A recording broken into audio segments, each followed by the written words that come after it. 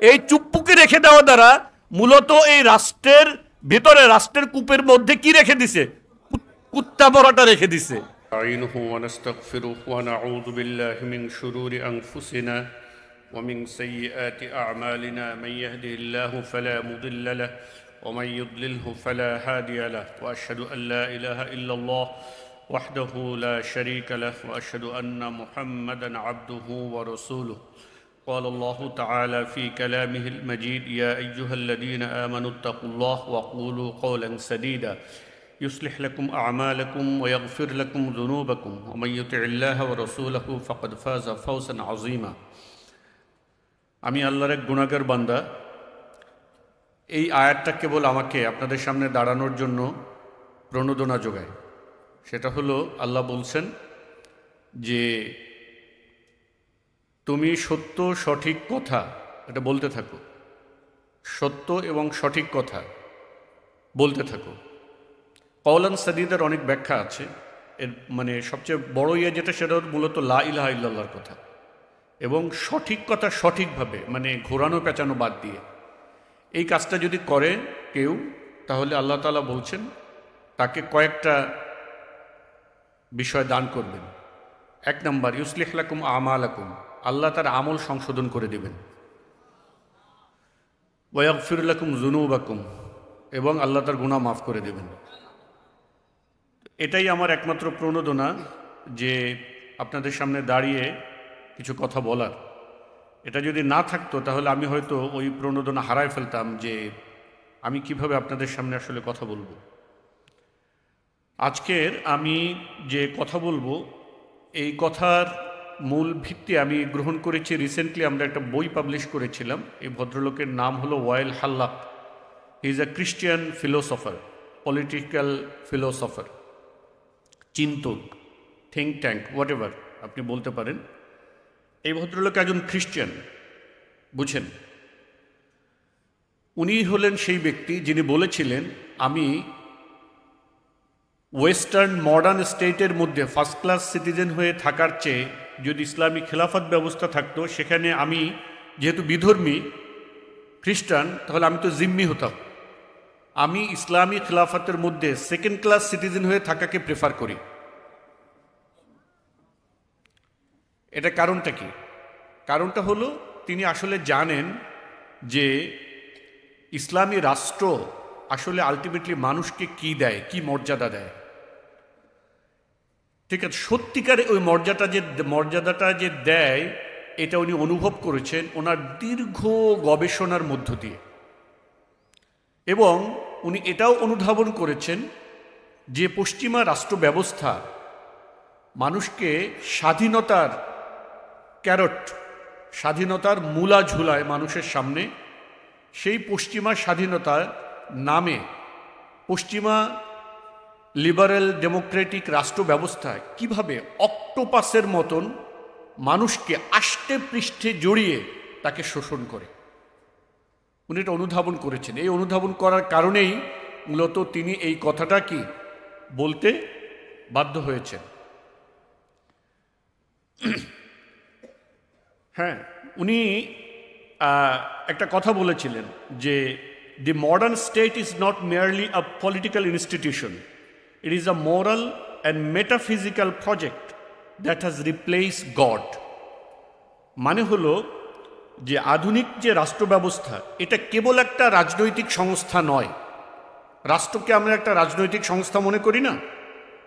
রাষ্ট্র কেবল একটা রাজনৈতিক সংস্থা নয়, বরং এটা একটা বহুমাত্রিক প্রজেক্ট যা স্রষ্টাকে রিপ্লেস করে দেয়।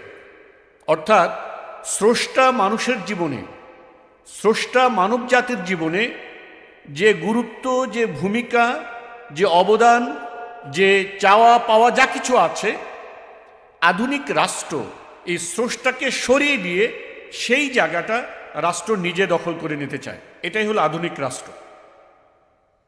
বুঝতে পেরেছেন? এখন আমরা দেখেন একটা গুরুত্বপূর্ণ বিষয় আমাদের, মানে আপনারা এখানে যারা আছেন, আমি যখন আলোচনা করি মেনলি আপনাদের জন্য আলোচনাটা আমি করি না, বিকজ আমি মনে করি যে আপনারা তো আসলে এই ব্যাপারগুলো জানেন এবং বোঝেন in most of the cases আপনারা জিনিসগুলো বোঝেন এবং জানেন, এখানে এসছেন। আমি মূলত আপনাদের মধ্য দিয়ে সেই লোকদেরকে কথাগুলো শোনাতে চাই যারা মূলত এই মডার্ন স্টেটের প্রেমে মজে আছে, ঠিক আছে? তাদেরকে আমি কথাগুলো শোনাতে চাই। দেখেন, একজনকে যদি আপনি জিজ্ঞেস করেন, আমাকে যদি, আমি এখানে আসছি, তাই না, আমাকে যদি জিজ্ঞেস করেন ওয়াই আর ইউ হিয়ার, আপনি এখানে কেন আসছেন, তাহলে ডেফিনেটলি একটা উদ্দেশ্য তো আছে, তাই না? কোনো কিছুই তো উদ্দেশ্য ছাড়া হয় না। যদি আপনি জিজ্ঞেস করেন মডার্ন পলিটিশিয়ানদেরকে বা লিবারেল ডেমোক্রেটিক রাজনীতির পলিটিশিয়ানদেরকে যদি আপনি জিজ্ঞেস করেন, আচ্ছা আপনি শাসন করতে চান কেন? ধরেন আপনি আমাদের দেশের রাজনৈতিক দলগুলোর কথা যদি বলেন, যে কোনো রাজনৈতিক দল, তারা তো আসলে কি করতে চায়? শাসন করতে চায় না, রাষ্ট্রটা তারা নিতে চায় না? নিতে চায়। যদি তাকে প্রশ্ন করা হয় যে আপনি আসলে শাসন করতে চান কেন, হোয়াট ইজ ইউর পারপাস, কেন শাসন করতে চান, তার আসলে জবাব কি? আসলে কি জবাব? কেন সে শাসন করতে চায়, কি কারণে, কি উদ্দেশ্যে? আপনি যদি এটাকে ভালো করে দেখেন, আপনি বুঝতে পারবেন যে ইসলাম ছাড়া বাকি কোনো ব্যবস্থায় মূলত শোষণ করা ছাড়া শাসনের আর কোনো পারপাস নাই। শোষণ করা ছাড়া শাসনের আর কোনো পারপাস থাকতে পারে না। কারণটা কি? It is human nature. মানুষ হলো ফকির, আল্লাহুল গনিয়্যু ওয়া আনতুমুল ফুকারা। মানুষ হলো ফকির, আর আল্লাহ হলেন একমাত্র কি? গনি, ধনী। আর মানুষ হলো ফকির। ফকির কি চায়? ফকির দুইটা ভাত চায়, ঠিক আছে? ফকির দুইটা ভাত চায়। ওই আপনি ধরেন এই ভাতের বিভিন্ন স্ট্যাটাস আছে, একটু কেউ ভাতটা একটু পোলাও চায়, কেউ একটু বিরিয়ানি চায়, কেউ একটু দামি ভাত চায়, কেউ একটু গাড়ি চায়, কেউ ব্যাংক অ্যাকাউন্টে টাকা চায়। At the end of the day সবই আসলে ফকির, সবই ফকির। তো ফকির কি চায়? ফকির আসলে দুইটা ভাত চায়। ফকির কখনো এই ভাতের চাহিদা থেকে মুক্ত হতে পারে না। পারে না। ফকির কখনো এই দুইটা ভাতের, দুইটা পয়সার চাহিদা থেকে মুক্ত হতে পারে না। আপনারা অনেক সময় মনে করেন যে আমাদের এই দরিদ্র দেশের মধ্যে শুধু দুর্নীতি, কিন্তু ইউরোপ আমেরিকা মনে হয় অনেক মডার্ন, তাদের ওখানে মনে হয় কোনো দুর্নীতি নাই। আমাদের ওখানে অনেক এরকম মনে করে, কিন্তু ব্যাপারটা আসলে এরকম না। এটা হলো কিরকম, ধরেন আপনি রাস্তায় পিস্তল ঠেকিয়ে খান একরকম আপনার ডাকাতি, আরেকটা হলো যে আপনি সিস্টেমেটিক ডাকাতি। ধরেন আপনার রাষ্ট্র আপনার উপরে যাচ্ছে না তাই পরিমাণে ট্যাক্স চাপিয়ে দেয়, যাচ্ছে না তাই পরিমাণে ট্যাক্স কি করে? চাপিয়ে দেয়। আপনারা জানেন এখানে অনেকে বিজনেসের সাথে জড়িত আছেন, মোর দ্যান 35%, 40% পর্যন্ত রাষ্ট্র কি চায়? ট্যাক্স চায়। এবং শুধুমাত্র এই 40-30% না, মানে হলো আপনি এর আগে কিন্তু লাইসেন্স করতে টাকা দিয়ে আসছেন, ঠিক আছে? এরপরে আপনি যে আইটেম দিয়ে আপনি বিজনেস করবেন, সেই আইটেমটা যখন আপনি ইম্পোর্ট করছেন, ওই ইম্পোর্টের উপরে ডিউটি দিয়ে আসছেন, ভ্যাট দিয়ে আসছেন, ট্যাক্স দিয়ে আসছেন, ঠিক আছে? এরপরে আপনি সিম্পল ধরেন আমরা পাবলিকেশন করি, বা এখানে লিটন ভাই আছে প্রেস করে, ধরেন আমরা একটা কোম্পানিতে একটা কোটেশন দিলাম যে একটা ওষুধের বক্স প্রিন্ট করব। যে ওষুধের বক্সটা প্রিন্ট করার জন্য যে কাগজটা আসছে, এই কাগজটা যখন দেশে ঢুকছে, ডিউটি দিয়ে ঢুকছে না?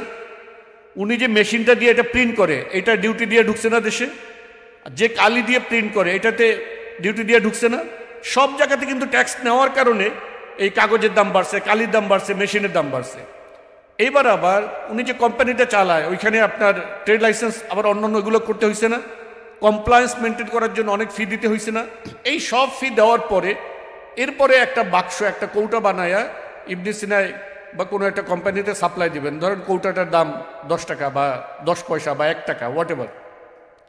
এইটা দিয়ে এই সব কিছুর দাম কিন্তু আপনি আগে কয়েক দফা বাড়াইছেন আপনার কারণে। এরপরে যখন আপনি আবার এটা দিবেন, এইটা দেওয়ার পরে আপনি 2 পয়সা হয়তো ব্যবসা করছেন, এই 2 পয়সা জমায়া যখন আপনার কাছে টাকাটা একটু পরিমাণ হয়েছে তখন এটার উপর এসে ও আবার ট্যাক্স বসাবে। এখন একে কি আপনি ডাকাত বলেন?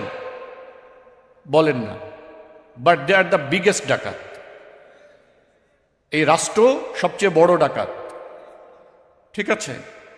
তো ওয়েস্টে যে চুরি ডাকাতিটা হয়, এই চুরি ডাকাতিটা মূলত একটা সিস্টেমেটিক ভাবে হয়। আপনি যান ওয়েস্টে, মানুষ ঋণ ছাড়া মানুষ নাই, ঋণ ছাড়া মানুষ নাই, কঠিন অবস্থা। যারা থাকে তারা জানেন, ঠিক আছে?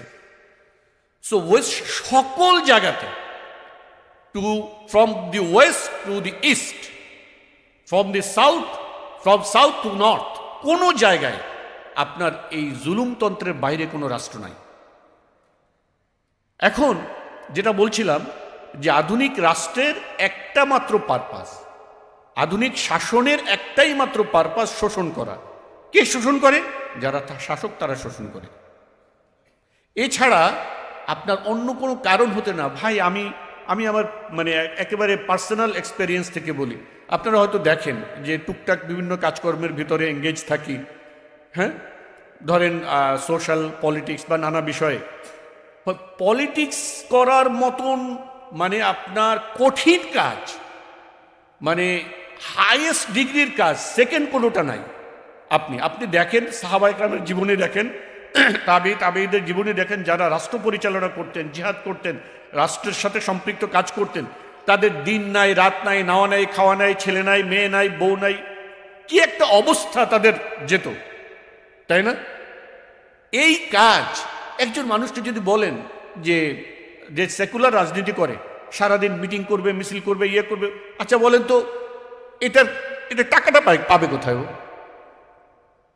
মিছিল করলে, মিটিং করলে, রাজনীতি করলে, সারা দিন নাই, রাত নাই, তার পিছনে ঘুরলে, এই সব কিছু করে বেড়ান, এইটা কি এমন কোনো কাঠামো আমাদের এখানে আছে যে রাজনীতি করলে প্রত্যেক এই কর্মীর জন্য মাসে এত টাকা বেতন দেওয়া হয়? নাই। তাহলে তারা অ্যাকচুয়ালি টাকাটা আলটিমেটলি কোন লোভে, কিসের নেশায় ছুটছে মানুষ? কি ঘুরন্তরের ঘূর্ণি পাকে কিসের নেশা ছুটতেছে? চান্দাবাজির নেশায়। চান্দাবাজির নেশা, কিচ্ছু না, নাথিং এলস। সুতরাং এই যে রাষ্ট্র ব্যবস্থা, এই রাষ্ট্র ব্যবস্থা হলো মূলত একটা মাবুদ হয়ে দাঁড়ায় গোটা মানব জাতিকে শোষণ করার জন্য। এর বিপরীতটা কি? এর বিপরীতটা হলো ইসলাম। It is very simple. দেখেন, আমি বলি ইসলামী ব্যবস্থায় সর্বনিকৃষ্ট মানুষ আর সেকুলার ব্যবস্থায় সর্বোৎকৃষ্ট মানুষ। একটা জিনিস খেয়াল রাখেন, ইসলামী ব্যবস্থা মানেই কিন্তু মানুষ ফেরেশতা হয়ে যায় না। আমাদের ইতিহাসে অনেক কালো অধ্যায় আছে, অনেক শাসকরা ছিলেন যারা অত্যন্ত জালিম ছিলেন। নাকি সবাই ফেরেশতা ছিলেন? অনেক জালিম ছিল আমাদের ইতিহাসে, মুসলিম শাসক ছিল, কিন্তু ব্যবস্থাটা কি ছিল রাষ্ট্রের? ইসলাম ছিল, শরিয়া ছিল। আর এ কারণে তারা জুলুম করতে, জুলুমের যে মাত্রা, সে ক্ষমতার কারণে জুলুম করার, যে রাষ্ট্র ব্যবস্থা তার দখলে থাকার কারণে যে জুলুম করার ক্ষমতা, তার ক্ষমতা ছিল কিন্তু সিস্টেম ছিল না। ক্ষমতা ছিল কিন্তু সিস্টেম ছিল না। সে ইচ্ছে করলেই আপনার উপরে 35% ট্যাক্স চাপাতে পারবে না, কারণ এটা ব্যবস্থায় নাই, সে যত জালিমই হোক না কেন। বুঝতে পেরেছেন? এই জন্য সেকুলার ব্যবস্থায় যদি সর্বোত্তম মানুষ আপনার শাসক হয়, আর ইসলামী ব্যবস্থায় যদি সর্বনিম্ন স্তরের মানুষ শাসক হয়, তবুও সাধারণ মানুষ ইসলামী ব্যবস্থায় অধিক নিরাপদ থাকবে। আমাদেরকে অনেক সময় বলে, মানে সেকুলাররা এই কথাটা এনে আমাদেরকে বলে, ইসলামের ইতিহাসের অনেক অধ্যায় তো আছে যেখানে আমরা দেখতে পাই আভ্যন্তরীণ দ্বন্দ্ব, কলহ, গ্যাঞ্জাম, ফাসাদ, তারপরে শাসকদের অনেক অন্যায়, অত্যাচার, অবিচার, তারপরে তাদের ভোগবাদিতা, অনেক কিছু তো আছে। এটা তো সত্য। এগুলোকে এনে তারা এটা দেখাতে চায় যে ইসলামের ইয়েতেও তো কত খারাপ ব্যাপার আছে। দেখেন, ইসলামী ব্যবস্থায় মানুষ কেন নিরাপদ? একটা পয়েন্ট খেয়াল করেন, ইট ইজ ভেরি ভাইটাল। পয়েন্টটা হলো সেকুলার ব্যবস্থায় আইন তৈরির ক্ষমতা কার হাতে? মানুষের হাতে, বুঝেন? যার কথা একটু আগে বলেছি, যে মূলত শাসন করে কেবল শোষণ করার জন্য, আইন প্রণয়নের ক্ষমতাও কিন্তু তার হাতে, বুঝেন? আইন প্রণয়ন এবং এক্সিকিউশন এই দুইটা যদি একই লোকের হাতে থাকে, আপনি ধরেন এই ডিমান্ড লেটার দেওয়া আর সেটা পাশ করা দুইটা যদি একই লোকের হাতে থাকে তাহলে কি হবে? ধরেন আপনার স্টোরের দায়িত্ব আর শপের দায়িত্ব দুইটা একই জনের, স্টোর থেকে কত কপি নিল, কত কি বের হলো সেটা যে দেখে সেই নেয়, তাহলে আপনার স্টোর কখনো টিকবে? একটা ক্রস চেক থাকতে হয় না স্টোর কিপারের? তো শাসক যে, সে তো শাসন ক্ষমতায় বসে গেল। এখন যদি আইন রচনার চূড়ান্ত ক্ষমতা তার হাতে থাকে এবং সেই সেটা এক্সিকিউট করার ক্ষমতা থাকে, তখন সে কি হয়ে যায়? হ্যাঁ, সে শোষক হয়ে উঠবে। কোনো মাপ নাই, এটা থেকে আপনি বাঁচাতে পারবেন না। আমি বারবার একটা কথা বলি, একটা সিম্পল উদাহরণ, একেবারে সবাই যেন সহজে বুঝতে পারে। আপনি আমাদের দেশে দেখবেন, এই যে মানে আওয়ামী লীগ ছিল ফেসিস্ট, বিএনপি কিংবা অন্য কোনো দল, জাতীয় পার্টি, এখানে যত পার্টি ছিল, আমাদের দেশে সংসদ সদস্যদের জন্য শুল্কমুক্ত গাড়ি আমদানির নিয়ম আছে না? যে একটা গাড়ি আমরা যদি কিনতে যাই, আমাদের যদি লাগে আপনার 2 কোটি টাকা, 3 কোটি টাকা, সেই গাড়িটা সে আনতে পারে 50 লাখ টাকা দিয়ে, 30 লাখ টাকা দিয়ে। বুঝতে পারছেন? আজ পর্যন্ত কোনো সংসদ সদস্য রিজেক্ট করছে এই কথা যে না, এই আইন আমরা মানি না? করছে কেউ রিজেক্ট করে না কখনো। তার মানেটা কি? তার মানে শোষণের ব্যাপারে তারা সবাই একমত।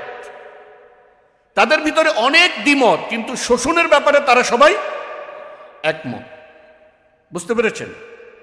যে কথাটা বলছিলাম যে ইসলামী ব্যবস্থায় আইন প্রণয়নের ক্ষমতাটা আসলে মানুষের হাতে নাই। আইন প্রণয়নের ক্ষমতা কার হাতে? আল্লাহর হাতে। চূড়ান্ত ক্ষমতা কার হাতে? আল্লাহর হাতে। এবং আল্লাহর কাছে তার সকল বান্দার একটা হক আছে, একটা অধিকার আছে। বুঝতে পারছেন? আপনি মনে করতে পারেন মানুষ আল্লাহর সাথে শিরক করে কত বড় জালিম, কত বড় খারাপ, স্টিল আল্লাহ বললেন ফাউমাত্তিউহু কলিলান, আমি তাকে কিছু খাবার দাবার দিব। আপনি আমি হলে কি করতাম? পীড়ায় শেষ করে ফেলতাম, তাই না? এই যে আল্লাহ রহমানুর রহিম, আরহামুর রহিমিন, তিনি তার বান্দা, তাকে অস্বীকার করতেছে, তার সাথে শিরক করতেছে। আল্লাহ বলতেছেন ফাউমাত্তিউহু কলিলান, আমি তাকে কিছু খাওয়াবো। এমন কি বলতেছেন আল্লাহ? দেখেন, আল্লাহ বলতেছেন ওয়ালাউলা আইয়াকুনান নাসু উম্মাতান ওয়াহিদ, ওয়ালাউলা আইয়াকুনান নাসু উম্মাতান ওয়াহিদ, যদি সব মানুষ এক দল হয়ে না যেত, মানে সব মানুষ যদি কাফির হয়ে না যেত, বুঝেন, লাজআলনা লিমান ইয়াকফুরু বিররহমানি লিবুয়ুতিহিম সুকুফাম মিন ফিদ্দা ওয়া মাআরিজ আলাইহা ইয়াজহারুন, সব মানুষ যদি কাফির হয়ে না যাইতো, তাহলে এই রহমানকে অস্বীকারীদের জন্য তাদের ঘর বাড়ি সিঁড়ি, তাদের তাকিয়া, এই সব কিছু আমি সোনার উপর দিয়ে বানায় দিতাম। আপনি চিন্তা করেন, কেন বলেন তো? কেন? কারণ হলো অল্প কিছুদিন সেই বান্দাও কার বান্দা? আল্লাহর বান্দা। আল্লাহ তাকে দুনিয়ায় পাঠাইছেন, অল্প কিছুদিন হলেও আল্লাহ তাআলা তাকে কি দেবেন? যা, তুই খায়া মরা যা এখান থেকে, তোর তো পরের অবস্থা তো খারাপ। বুঝতে পারছেন? তুই তো কিছু পাবি না আখিরাতে। আমার মাঝে মধ্যে আমার আব্বা একটা কথা বলেন যে বেটা, দুনিয়াতে আল্লাহ যেরকম ভালো রাখছে, বরিশালের মানুষ তো, দুনিয়াতে আল্লাহ যেরকম ভালো রাখছে ওই পাশে দিয়ে গুতাইবে নাহি। বুঝছেন? মানে উনি বলেন যে এটা হলো মূলত একটা কৃতজ্ঞ বান্দার একটা বহিঃপ্রকাশ। অনেক বিভিন্ন বর্ণনায় কোনো তাবি সাহাবীদেরও এরকম কিছু কথা পাওয়া যায়, শোনা যায়, যে মানে হলো বান্দা যখন দুনিয়াতে অনেক নিয়ামত পায়, বান্দা যখন দুনিয়াতে অনেক নিয়ামত পায় তখন মনে হতে পারে যে আল্লাহ তাআলার আমি যে ইবাদত করছি আল্লাহ তাআলা কি আমাকে এইটার বিনিময় দুনিয়াতেই দিয়ে দিলেন কিনা। বুঝতে পারছেন? এইখানে আমার একটা আন্ডারস্ট্যান্ডিং আছে, সেটা হলো যে এইটা কখনো সম্ভব না। আল্লাহ তাআলা আপনাকে দুনিয়াতে যত বেশি নিয়ামতি দিক না কেন, খেয়াল করেন, দুনিয়াতে আল্লাহ তাআলা আপনাকে যত বেশি নিয়ামতি দিক না কেন, সেটা কখনো ঈমানওয়ালা একটা সিজদার কি হতে পারে না, সমান হতে পারে না। ঈমানওয়ালা একটা সিজদার, ঈমানের বিপরীতে যে উপঢৌকন, ঈমানের বিপরীতে যা আপনার প্রাপ্য, দুনিয়ার কোনো কিছু তা হতে পারে না। দুনিয়ার কোনো কিছু ঈমানের বদলা হতে পারে না। কারণ আল্লাহ তাআলা বলছেন, এটা আপনারা জানেন, যে গোটা দুনিয়ার মানে মূল্য যদি আল্লাহ তাআলার কাছে একটা মরা মাছির ডানার সমপরিমাণ হতো, তাহলে আল্লাহ কাফিরকে এক ঢোক পানিও দিতেন না। তাহলে আপনি যদি ঈমান রাখেন, এই দুনিয়াতে আল্লাহ তাআলা আপনাকে যত নিয়ামতি দেন না কেন, এটা কোনোটাই আপনার ঈমানের বদলা না, কোনোটাই আপনার ঈমানের বদলা না। ঈমানের বদলা এই দুনিয়া হতে পারে না, এটা কেবলই জান্নাত। ঈমানের বদলা কেবলই জান্নাত। আমরা একটু কাঠখোট্টা আলোচনা থেকে একটু ঈমানি আলোচনায় ঢুকে গেছিলাম। দেখেন, আধুনিক রাষ্ট্রের যে কথা, আধুনিক রাষ্ট্র যে মাবুদ হয়ে উঠছে, 6টা প্রক্রিয়ায় আধুনিক রাষ্ট্র মাবুদ হয়ে উঠছে। কয়টা প্রক্রিয়ায়? 6টা প্রক্রিয়ায়। 1 নাম্বার, এটা আমরা সবাই জানি, যে দেখেন আমাদের এখানে সেকুলার ব্যবস্থায় বলা হচ্ছে, প্রথমত হলো এখানে সবরেইন বিইং, সার্বভৌম সত্তা কে? সার্বভৌম সত্তা কে? সার্বভৌম হলো মানুষ, যেহেতু তার কাছে মানুষের উপরে কেউ নাই, মানুষের উপরে, সবার উপরে মানুষ সত্য, তাহার উপরে নাই। এটা কাদের বাণী? সেকুলারদের বাণী। সকলের উপরে মানুষ সত্য মানে হলো গোটা সৃষ্টি জগতের ভিতরে ইন্টেলেকচুয়াল বিইং, গোটা সৃষ্টি জগতের ভিতরে তাদের দৃষ্টিতে ইন্টেলেকচুয়াল বিইং হলো শুধু মানুষ এবং অন্যান্য প্রাণী। আর ইমানদারদের দৃষ্টিতে সৃষ্টি জগতে 3টা ইন্টেলেকচুয়াল বিইং হয়, 3টা উকুল, জুল উকুল হলো 3টা, একটা হলো মানুষ, আরেকটা হলো ফেরেশতা, একটা হলো জিন। এই 3টা হলো জুল উকুল। আর ওরা নিজেদেরকে মানুষ এবং জন্তু জানোয়ারের কাতারে নিয়ে আসছে। বুঝতে পারছেন? সো এখানে তারা প্রথমত যে মানুষকে সবরেইন বানায়। এখন মানুষকে যখন সবরেইন বানায়, তখন এটা চর্চা করবে কিভাবে? তারা একটা পদ্ধতি বানাইছে যে আমরা সবাই মিলে কয়েকজনকে ভোট দিব, তারা সংসদে যাবে, তারা আমাদের সবার পক্ষ থেকে সবরেইনটিটাকে কি করবে? চর্চা করবে। এটা আমরা জানি, এটা সিম্পল আলোচনা। প্রশ্ন হলো, এই যে সবরেইনটি দাবি করা, এটার পিছনে তাদের কোনো লজিক নাই। আমি যদি বলতে চাই যে আজকের আমার এইখানে একটা কর্তৃত্ব আছে, তার পিছনে একটা লজিক থাকতে হবে না? একটা লজিক তো থাকতে হবে। আপনি একজন, কেউ যদি সেকুলার হন, আমি আপনার কাছে একান্ত আপনার বিবেকের কাছে এই প্রশ্নটা করছি, আপনি আপনার বিবেকের কাছে এই প্রশ্নটা করেন যে মানুষ নিজেকে যে সবরেইন দাবি করবে, মানুষ কি নিজে এই পৃথিবীতে এসছে? একা একা আসছে? আসে নাই। তাকে কেউ সৃষ্টি করেছেন। তাহলে যিনি সৃষ্টি করেছেন তিনি ছাড়া মানুষ কিভাবে সার্বভৌম হয়? এটা হতে পারে না। এটা কোনো একটা মানে নর্মাল সেন্সেও চলে না। তাহলে এটা কেবলমাত্র আল্লাহ তাআলার জন্যই সার্বভৌমত্বটা একমাত্র প্রযোজ্য, অন্য কারোর জন্য হয় না। কারণ সবরেইনটির সাথে সৃষ্টির সম্পর্ক ওতপ্রোতভাবে জড়িত একটা আরেকটার সাথে।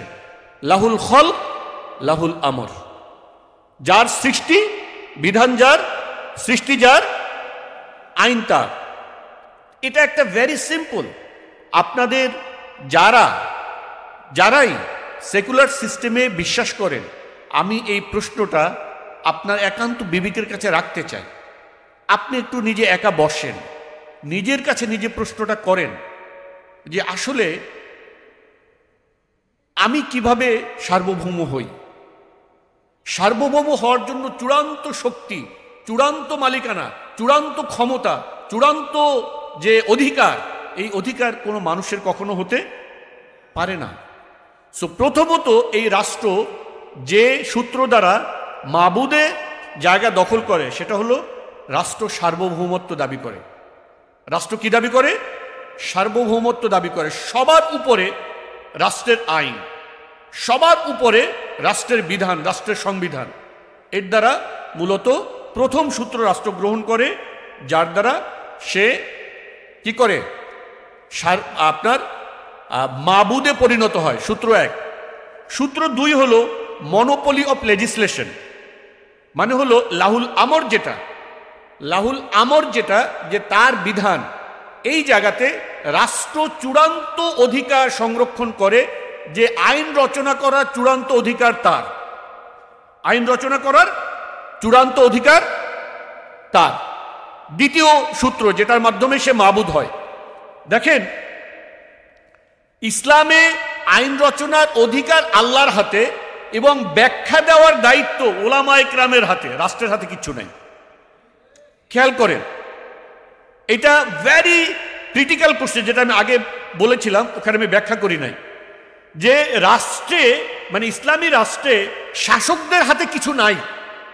আপনি খেয়াল করেন যে ইবনে তাইমিয়া রহিমাহুল্লাহ, হ্যাঁ, এরপরে আপনার আহমদ ইবনে হাম্বল রহিমাহুল্লাহ, দেখেন গোটা রাষ্ট্র একদিকে খলকে কোরআনের মাসালায়, গোটা রাষ্ট্র একদিকে, গোটা জাতি বসে আছে।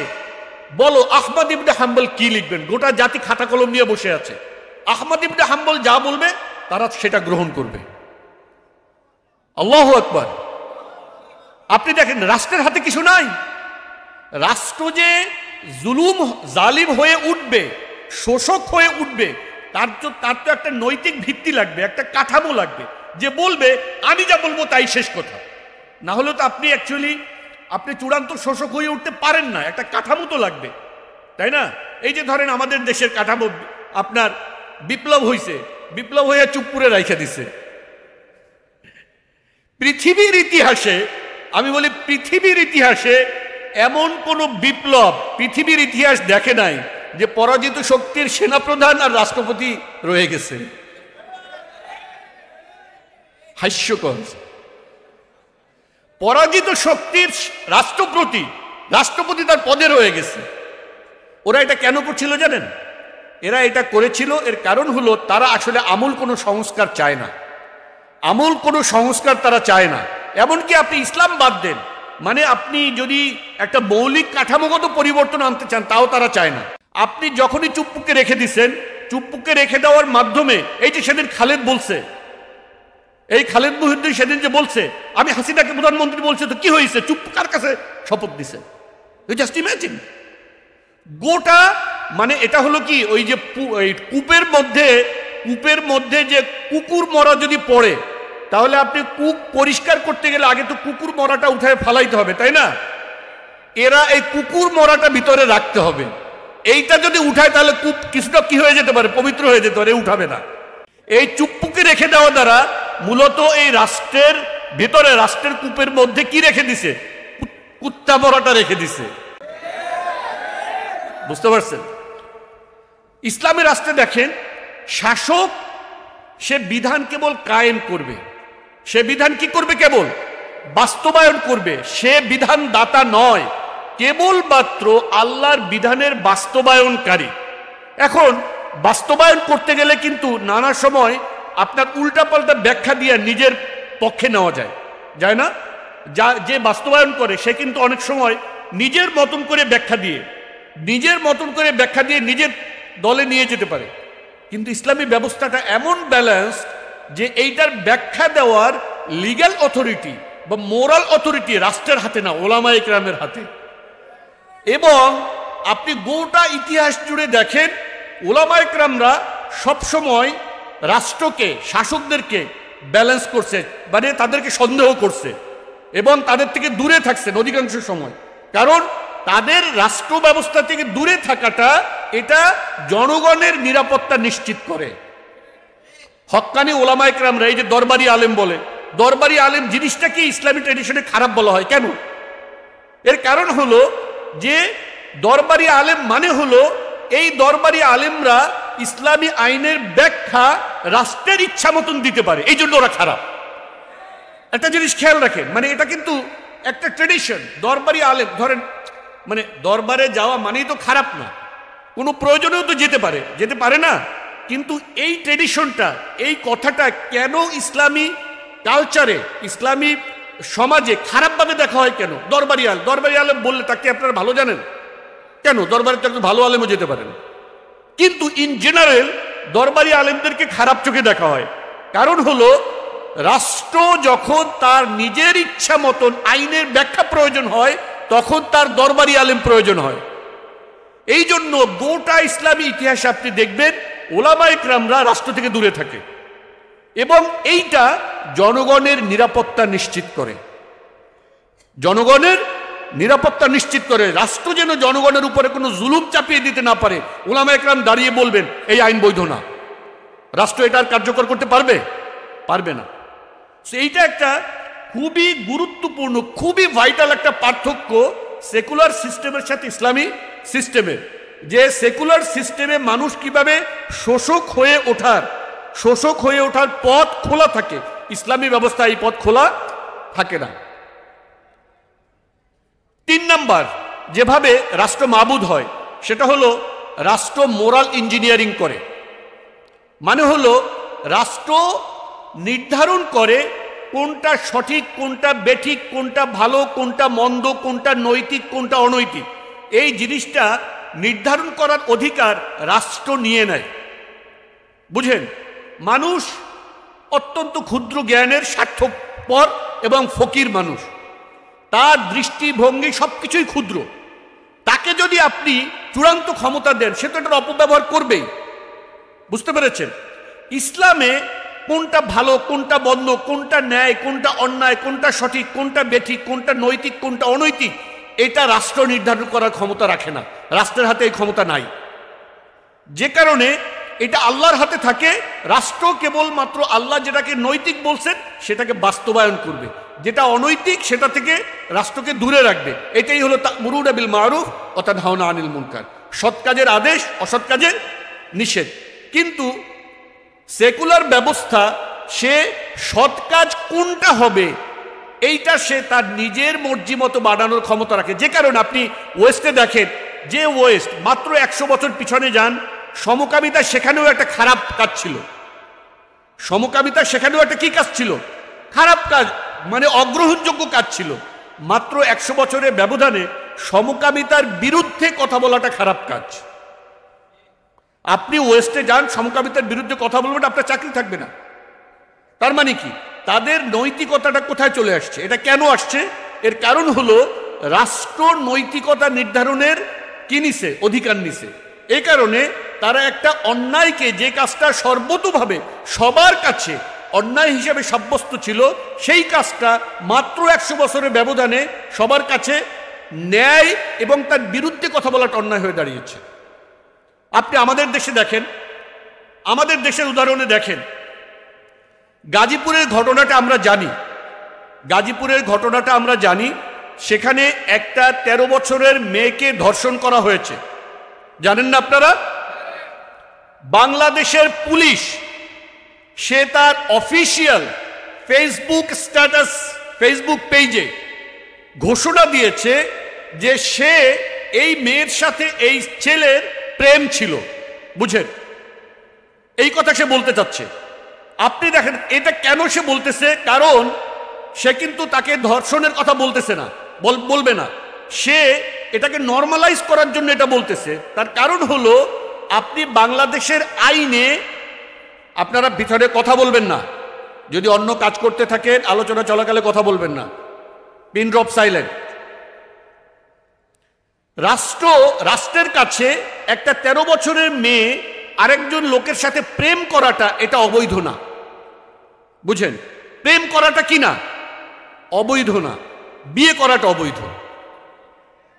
রাষ্ট্রের কাছে 13 বছরের রাষ্ট্র, কিন্তু 13 বছর দেখেন রাষ্ট্র বলতেছে অফিসিয়ালি যে এই মেয়ের সাথে এই ছেলের কি ছিল, প্রেমের সম্পর্ক ছিল, এবং এই কথা বলার দ্বারা সে কিন্তু এটাকে কি দিল, বৈধতা দিল, লেজিসলেটেড করলো এটাকে, যে এটা কোনো সমস্যা না, নর্মালাইজ করলো। এবং এই নর্মালাইজ করে সে মূলত কি নর্মালাইজ করতে চায়, সে ধর্ষণকে নর্মালাইজ করতে চায়। বুঝতে পেরেছেন? তাহলে এই যে রাষ্ট্রের হাতে যখন ক্ষমতা থাকে তখন সে নৈতিকতা এবং অনৈতিকতা, ভালো এবং মন্দ, এটাকে ইঞ্জিনিয়ারিং করার ক্ষমতা নিজের হাতে তুলে নেয়। আর তখন সমাজে কি হয়, ফাসাদ সৃষ্টি হয়, সমাজে ফাসাদ সৃষ্টি হয়। এবং এখানে তারা ওই যে ব্যক্তি স্বাধীনতা এগুলোকে এনে বলে। চতুর্থ যেভাবে রাষ্ট্র মাবুদ হয় সেটা হলো মানে অ্যাবস্ট্রাক্ট ইউনিভার্সালিজম, এটাকে বলা হয়। মানে হলো রাষ্ট্র বলে আমি সার্বজনীন, সবার জন্য। একথা বলে না রাষ্ট্র? রাষ্ট্র কি বলে? আমি সবার জন্য। একথা বলে কি বলে না? আচ্ছা, কিন্তু আমরা একটা জিনিস দেখতে পাই, রাষ্ট্র সবার জন্য কেবল ইসলামের বিরুদ্ধে, ঠিক কি না? এই রাষ্ট্র হিন্দুদের জন্য গুড, এই রাষ্ট্র খ্রিস্টানদের জন্য গুড, এই রাষ্ট্র নাস্তিকের জন্য গুড, এই রাষ্ট্র বৌদ্ধের জন্য গুড, সবার জন্য গুড, বুঝেন? কিন্তু রাষ্ট্র কেবল ইসলামের জন্য শত্রু। এটার কারণটা কি বলেন তো? এর কারণটা হলো, খেয়াল রাখেন, এর কারণটা হলো রাষ্ট্র আপনার হিন্দুইজম বলেন, হিন্দুত্ববাদ বলেন, বুদ্ধাইজম বলেন, বুদ্ধবাদ বলেন, নাস্তিকতা বলেন, আপনার অন্য কোনো ধর্ম বলেন, এই সকল জিনিস অ্যাকচুয়ালি কি? কুফর। সবগুলো কি? কুফর। একমাত্র ইসলাম হলো কি? বৈধ রিলিজিয়ন। একমাত্র ইসলাম হলো কি? বৈধ রিলিজিয়ন। গোটা রাষ্ট্র সকল কুফুরের প্রতি টলারেন্ট। খেয়াল রাখেন, রাষ্ট্র কেবলমাত্র টলারেন্ট মূলত কুফুরের প্রতি। এখন কুফুরটা হিন্দুত্ববাদের মাধ্যমে হতে পারে, কুফুরটা খ্রিস্টানিটির মাধ্যমে হতে পারে, কুফুরটা জুডাইজমের মাধ্যমে হতে পারে, কুফুরটা এথিজমের মাধ্যমে হতে পারে। সব কিছুর প্রতি রাষ্ট্র টলারেন্ট। কেবলমাত্র ইসলামের প্রতি রাষ্ট্র শত্রু এবং বিদ্বেষ ভাবাপন্ন। কারণ কেবলমাত্র ইসলামই এই রাষ্ট্রকে চ্যালেঞ্জ করে, অন্য কোনোটা এই রাষ্ট্রকে কি করে না, চ্যালেঞ্জ করে না। এই জন্য আল কুফরু মিল্লাতুন ওয়াহিদা যে বলা হয়, সকলের প্রতি। মানে আপনি ধরেন সাপ আর বেজি, সাপ আর বেজি কিন্তু দুইটাই কিন্তু জানোয়ার। এখন একজন মানুষ আর দুইটা সাপ বেজি, সে নিজেদের ভিতরে, আপনি ধরেন ক্যাপিটালিজম আর সোশ্যালিজম, আপনি তো রাশিয়া আর আমেরিকার মধ্যে নিজেদের মধ্যে একটা সমস্যা আছে, অন্য বিষয়, কিন্তু at the end of the day তারা কিন্তু এক। কুফুর, উভয়টা কি? কুফুর। উভয়টা যেহেতু কুফুর, এই কারণে তার প্রতি রাষ্ট্র কি? টলারেন্ট। সো বেজি এবং সাপ দুটো এক, দুটো পরস্পর মারামারি করে, কিন্তু দুটোই কি? জানোয়ার, দুটোই জন্তু, জানোয়ার। ঠিক তেমনি ভাবে আপনার অন্য সবকিছুর মধ্যে যতই বিরোধ থাকুক না কেন, at the end of the day এগুলো সব কুফুর, এবং সকল কুফুরের প্রতি রাষ্ট্র টলারেন্ট। কেবলমাত্র ইসলামের প্রতি রাষ্ট্র ইনটলারেন্ট। খেয়াল রাখেন। 5 নাম্বার যেটার মাধ্যমে মূলত রাষ্ট্র সকল মানুষের মাবুদ হয়, সেটা হলো রাষ্ট্র আপনার বেডরুমে ঢুকে যায়। রাষ্ট্র মানুষের ব্যক্তিগত কথোপকথন রেকর্ড করে। রাষ্ট্র মানুষের ব্যক্তিগত কথোপকথন, আপনার ইমেইল, আপনার কনভারসেশন, আপনার social media activity, everything and anything রাষ্ট্র কি করে? তদারকি করে, রাষ্ট্র পর্যবেক্ষণ করে। এর মাধ্যমে আপনি দেখেন, রাষ্ট্র বলে ব্যক্তি স্বাধীনতা। আচ্ছা, ব্যক্তি স্বাধীনতার সর্বোচ্চ পর্যায় কি? দেখেন, ব্যক্তি স্বাধীনতার কথা বলে একজন আত্মহত্যা করবে, এটা বৈধ, এটা তার ব্যাপার। ব্যক্তি স্বাধীনতার কথা বলে একজন মদ খাবে, এটা বৈধ। ব্যক্তি স্বাধীনতার কথা বলে একজন হোমোসেক্সুয়ালিটি করবে, এটা বৈধ। কিন্তু ব্যক্তি স্বাধীনতার কথা বলে আমি যদি বলি আমি টিকাটা নিব না, এটা বৈধ না। You just imagine how double standard it is. আপনি চিন্তা করেন এটা কেমন ডাবল স্ট্যান্ডার্ড। আমি আমার শরীরের ভিতরে, তারা বলে তারা যখন জিনা করার জন্য শরীরের কথা বলে বডি আমার, সিদ্ধান্ত আমার। রাষ্ট্র এটাকে অ্যালাউ করে কিনা? করে। বলে না শরীর আমার, সিদ্ধান্ত আমার। মানে কি? সে এখন জিনা করার জন্য তার যা খুশি তাই করবে, কিন্তু আমি যখন বলবো শরীর আমার, সিদ্ধান্ত আমার, আমি টিকা নেব না, বলবে তো এটা চলবে না। ডাবল স্ট্যান্ডার্ডটা চিন্তা করেন জাস্ট। মানে কি, রাষ্ট্র আপনার উপরে মাবুদ হয়ে আছে, সে আপনার বডির ভিতরে আপনি কি ইনজেকশন নেবেন কি নেবেন না এটাও আপনাকে তারা বাধ্য করে। সো এসব এগুলোর মাধ্যমে আপনার কি হয়, আপনার রাষ্ট্র আপনার প্রতি, রাষ্ট্র আমাদের জীবনে মাবুদ হয়ে দাঁড়ায়।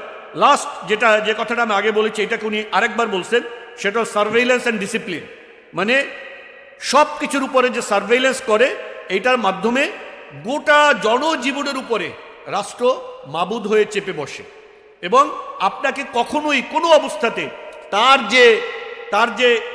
যে রাডার, এই রাডারের বাইরে আপনাকে যেতে দিবে না। আপনি যদি এখন থেকে 200 বছর বা 300 বছর পিছনে যান, আপনি ইসলামী আইনে একটা বিধান দেখতে পারবেন, এটাকে নাম হলো জালাওয়াতন, মানে হলো দেশান্তর করা। অর্থাৎ কেউ যদি এমন কোনো পাপ কাজ করে যে পাপ কাজটা সমাজে ছড়িয়ে পড়ার কারণে সমাজ ক্ষতিগ্রস্ত হয়, তখন ওই ব্যক্তিকে দেশান্তর করা যেত, দেশ থেকে বাড়ি করে দেওয়া যেত। বুঝতে পারছেন?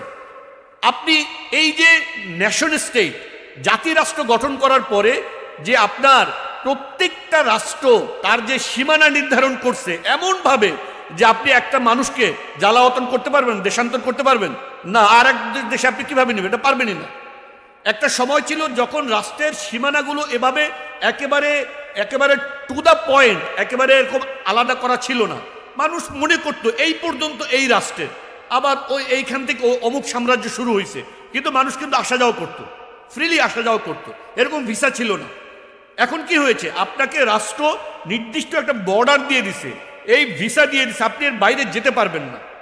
মানে হলো অল দ্য ওয়ে এই সকল মেকানিজমের মাধ্যমে রাষ্ট্র বর্তমান সময়ে স্রষ্টাকে রিপ্লেস করে রাষ্ট্র মাবুদ হয়ে দাঁড়িয়েছে।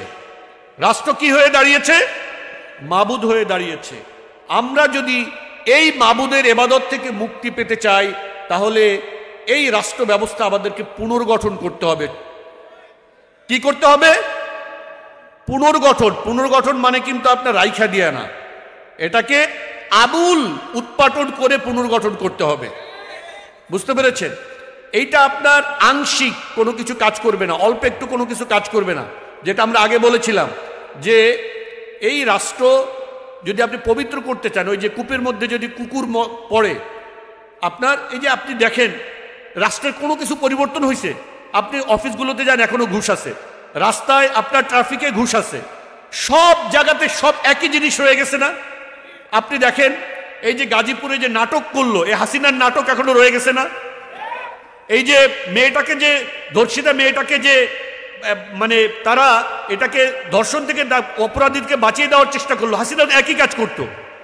এই যে মহিবুল্লাহ সাহেব, তাকে নিয়ে যে কি নাটক করতেছে, তার ছেলেরা বলছে যে আমরা যতক্ষণ আমার বাবার কাছে ছিলাম ততক্ষণ আমার বাবা বলছেন যে আমাকে অপহরণ করা হয়েছে এবং আমাকে অপহরণ করার পর থেকে আমার আর কিছু মনে নাই। বাবার সন্তানকে, নিরপরাধ সন্তানকে উইদাউট এনি ওয়ারেন্ট, কোন রকম বৈধতা ছাড়া থানার লকআপে আটকিয়ে জোর করে তার কাছ থেকে স্টেটমেন্ট দিয়েছে রাষ্ট্র। এইটাই হাসিনার রাষ্ট্র। তাহলে আপনি কিসের বিপ্লব করলেন? কি পরিবর্তন করলেন? এর কারণ হলো কুত্তা মরা কূপের ভিতরে রয়ে গেছে। আমাদের কাজ হলো এই কুত্তা মরাকে এখান থেকে উপড়ায় ফেলানো। ইনশাআল্লাহ আল্লাহ রাব্বুল আলামিন আমাদেরকে তৌফিক দান করুন। আমাদের জান মাল সবকিছু সর্বতোভাবে এই মরা কুকুরকে কূপের ভিতর থেকে উঠায় ফেলানোর জন্য আমাদের সবকিছুকে নিয়োজিত করার তৌফিক দান করুন। কোন মরা কুকুর? সেকুলার লিবারেল ডেমোক্রেসি, এটাই হলো মরা কুকুর। সেকুলার লিবারেল ডেমোক্রেসির মরা কুকুরকে আল্লাহ তাআলা এই রাষ্ট্রের কূপ থেকে সর্বতোভাবে এখান থেকে নিক্ষেপ করে, উৎপাটন করে এটা থেকে মুক্ত রাষ্ট্র গড়ার তৌফিক দান করুন আল্লাহ তাআলা আমাদেরকে। আমিন ওয়া আখিরু দাওয়ানা আনিল হামদুলিল্লাহি রাব্বিল আলামিন।